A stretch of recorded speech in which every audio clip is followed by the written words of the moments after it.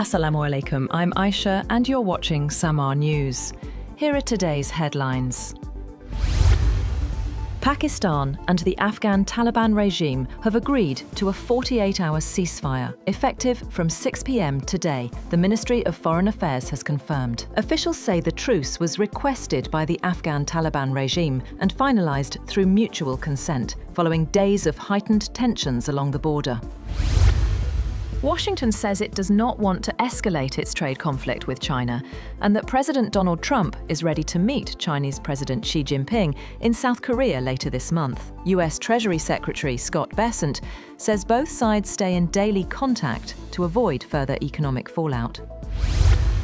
US President Donald Trump has warned he's considering cutting some trade ties with China, specifically targeting cooking oil imports, even though analysts say those shipments have already dropped sharply over the past year.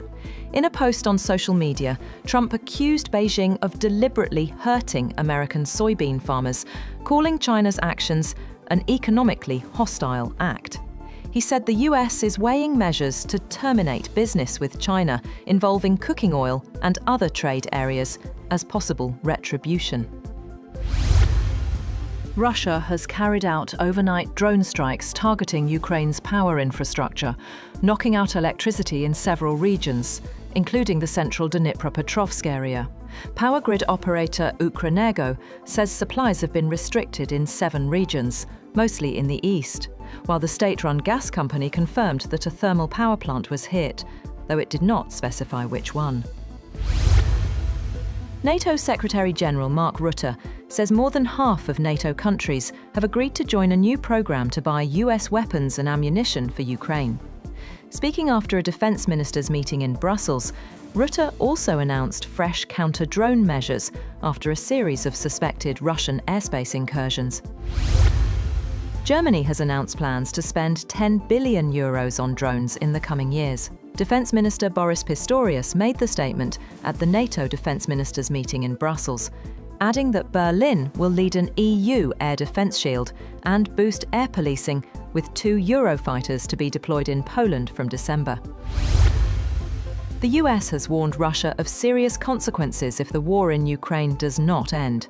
Defence Secretary Pete Hegseth says Washington and its allies are prepared to impose costs on Moscow for its continued aggression, adding that the War Department stands ready to act. Ukraine has urged Britain to officially label Russia a terrorist state.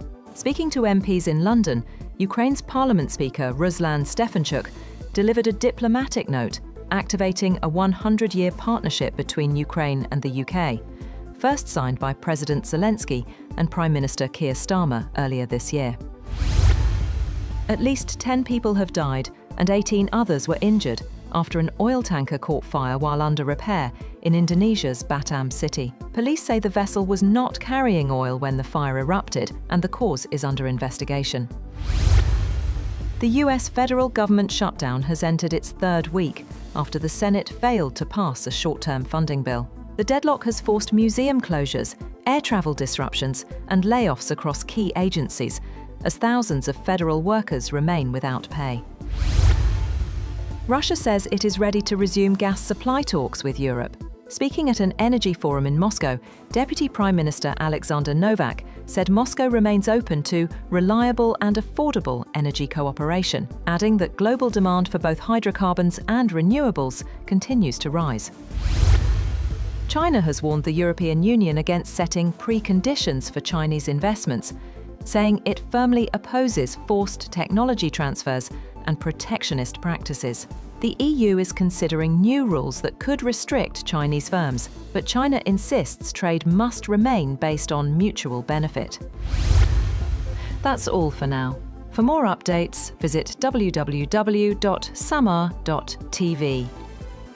Thank you for watching Samaa News.